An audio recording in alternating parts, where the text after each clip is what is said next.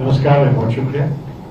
मैं तो अभी इसी हॉल में भरे हुए पीसीसी डेलीगेट्स के साथ चर्चा करके मेरे जो सिद्धांत है, मेरे जो संकल्प है पार्टी के भविष्य के लिए, ये सब बातचीत किए। मैं अभी दोबारा लंबा भाषण नहीं देना चाहता हूं, लेकिन मैं आपसे 2-3 चीजें कहूं और उसके बाद आपके प्रश्न में जवाब देने के लिए तैयार हूं। पहली बात यह है कि मैं बहुत खुश हूं महात्मा गांधी जी की भूमि पे फिर आना। मैं अहमदाबाद आके कुछ साल हुए हैं, मैं कई बार आ चुके हैं, लेकिन अभी 3-4 साल से मुझे आने का मौका नहीं मिला। मैं खुश हूं कि इस बार दोबारा आके साबरमती आश्रम में फिर एक और बार जाके गांधी जी को प्रणाम करना और उनके जो मूर्ति है उस पर हारा चढ़ाना और उसके बाद आप लोगों से मिलने का मौका मिला, इसके लिए मैं बहुत खुश हूँ। और मैं हमारे माध्यम मित्रों को धन्यवाद भी कहता हूँ कि आप इतनी कठिनाई लेके आए हैं। मैं गुजरात में इस बार आया हूँ क्योंकि 17 तारीख को हमारी पार्टी में राष्ट्रीय अध्यक्ष पद के लिए चुनाव होने वाला है। मैं एक उम्मीदवार हूँ, 2 उम्मीदवार हैं, और हम चाहते हैं कि हमारे पार्टी के बारे में जो कुछ हमारे तरफ से कहना है कि सुन ले, जो भी हमारे पीसीसी में आके सोमवार पे वोट डाल देंगे, उनके मन में क्या क्या है समझने के लिए और मेरे मन में उनको समझाने के लिए एक अच्छा मौका है। दूसरी बात यह है, और आप सब जानते हैं कि ये तो पार्टी के भीतर का एक चुनाव है, लेकिन इसमें मेरे ख्याल में असर पड़ेगा पूरे देश में, क्योंकि हमने देखा है कि इस चुनाव का शुरुआत से ही पब्लिक का ध्यान, अब माध्यमों के ध्यान बहुत हमारे पार्टी के ऊपर पड़े। मेरे ख्याल में ये अच्छा है, क्योंकि पार्टी को आकर्षित करते ये चुनाव आगे जा रहे हैं। आपको पता है कि किसी और पार्टी में इस किस्म के चुनाव नहीं हुई है, ताकि हमारे नेतृत्व को हमारे पार्टी के कार्यकर्ता खुद तय करें। ये मेरे ख्याल में बहुत अच्छा उदाहरण है पार्टियों के लिए कि दूसरे पार्टी को सोचना चाहिए कि वो कैसे उनके नेतृत्व को चुन लेते हैं। हमें कोई आइडिया नहीं, जैसे कि भाजपा उनके नेता, उनके अध्यक्ष चुन लिया, एक दिन अखबार में पढ़ते हैं कि किसी और का नेता बनाया।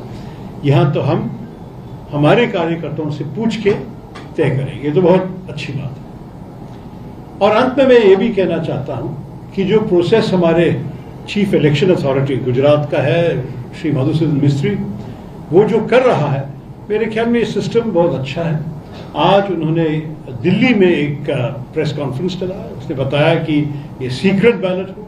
उन्होंने बताया कि इस वोटिंग में जो मतदार आएंगे, ये वोटिंग कागज में उनका एक छोटा सा स्लिप होगा जिसमें उनका वोटिंग का हक दिखाएगा, उनका सीरियल नंबर क्या है पीसीसी डेल के ग्रुप में।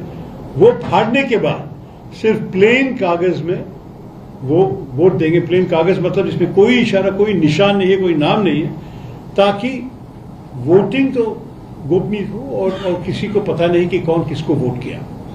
सारे वोट एक बैलेट बॉक्स के अंदर जाएगा, उसके बाद सील हो जाए, बैलेट बॉक्सेस सारे दिल्ली तक भेज दिए जाएंगे और 19 तारीख को उम्मीदवारों के सामने, उनके एजेंट्स के सामने सारे बैलेट बॉक्सेस को खोल के सारे मत, सारे वोट्स, वोटिंग कागज़े को एक साथ मिला जुला के उसके बाद गिनती शुरू होगी।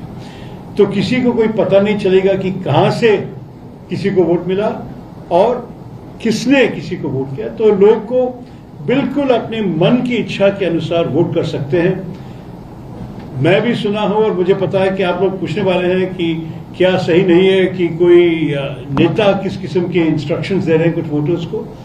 ये तो अंत में हर व्यक्ति का अधिकार है कि अपना मन का जो पसंद है, जो पसंद नहीं है, उसके बुनियाद पे वो वोट करे।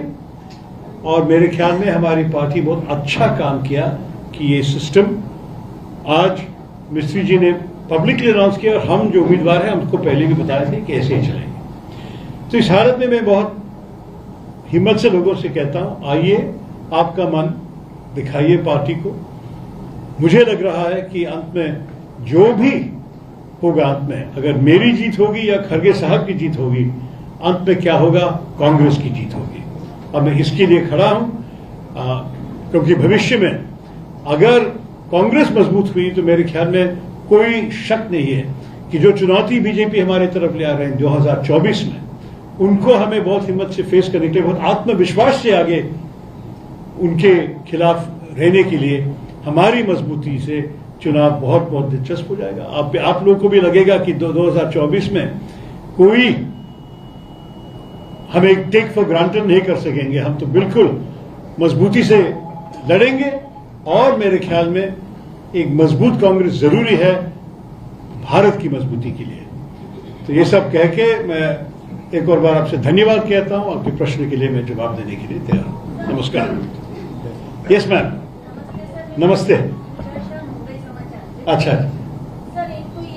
मुंबई समाचार जो देश का सबसे पुराना अखबार है, 1822 एशिया का सबसे पुराना अखबार। बहुत अच्छा। एक तो ये कहा जाता है कि कांग्रेस में चाहे कोई भी चुनाव जीते और अध्यक्ष बने, उसका जो रिमोट कंट्रोल रहता है वो गांधी परिवार के हाथ रहता है। वो स्पेशली आपके लिए कहा जा रहा है कि शायद आप ये रिमोट कंट्रोल बनना पसंद नहीं करेंगे, इसके लिए आपकी मुश्किलें बढ़ सकती है।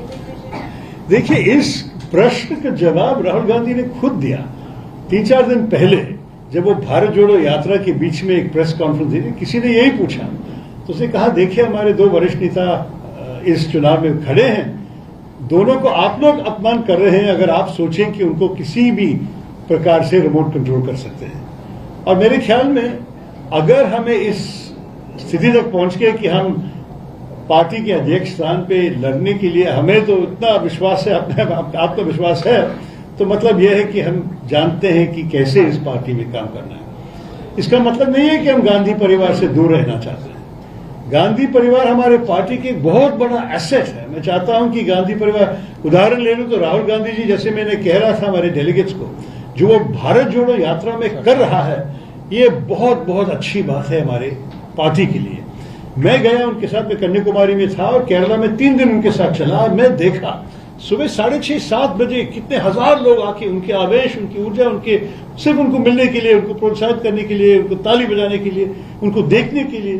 तो ये सब कांग्रेस को इतना मतलब भलाई लेके आते हैं। तो कौन चाहेंगे कि इसको दूर रखे हमसे। कोई भी अध्यक्ष होगा तो नेचुरली जो भी कंट्रीब्यूशन जो भी राहुल गांधी करना चाहते हैं, जो सोनिया गांधी जी भी करने के लिए तैयार है, प्रियंका गांधी जी, कोई भी परिवार से दूर रहना नहीं चाहते। हमारे पार्टी के बहुत मजबूती के एसेंशियल एलिमेंट्स हैं, लेकिन वो खुद तय के वो पार्टी चलाना नहीं चाहते। मैं सबसे कहता हूं कि रिमोट कंट्रोल की जरूरत ये भी नहीं है, क्योंकि अगर राहुल जी पार्टी को चलाना चाहता था तो उनका इस्तीफा वाली चिट्ठी कभी भी विड्रॉ कर सकते थे।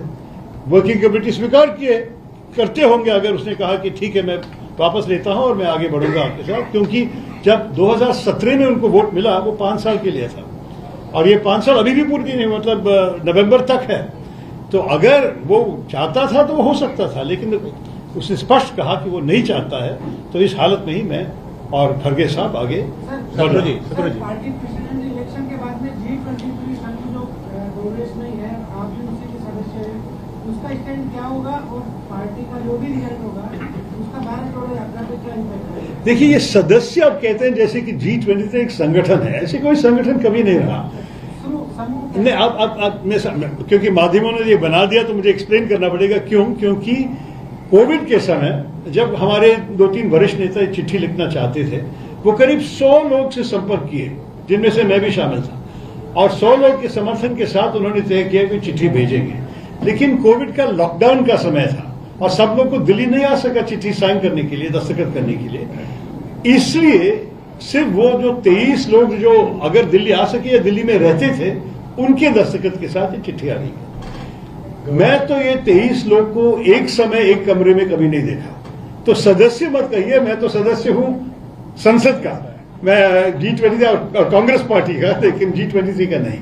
दूसरी बात यह कि आपको अच्छी तरह मालूम है कि जो भी G23 चिट्ठी में लिखा, मैं तो इससे कोई दूरी नहीं की। और मेरे जो घोषणा पत्र है, घोषणा पत्र जरा सा लंबा है, जिसे हमने समरी लेके आया, जो यहां देखेंगे थरूर के 10 सिद्धांत, मतलब 20-25 पेज का घोषणा पत्र को हमने 10 पॉइंट में करके हिंदी में है और हमारे पास अंग्रेजी में भी है। मैं मेज पे छोड़ता हूं, जो भी माध्यमों को लोग आपको रिफ्रेशर कोर्स चाहिए इसमें है, हम इस पे चर्चा किए हैं डेलीगेट्स के साथ भी। तो मैं सिर्फ ये कहूंगा कि ये सब इनमें से जो भी G23 ने मांगा, हमारे पार्टी में विकेंद्रीकरण, हमारे पार्टी में ज्यादा कंसल्टेशन, ज्यादा बातचीत कि सब लोग अच्छी तरह से एक साथ काम करके सहयोग हो जाए, ये सब मेरे भी घोषणा पत्र में है। तो मैं G23 का जो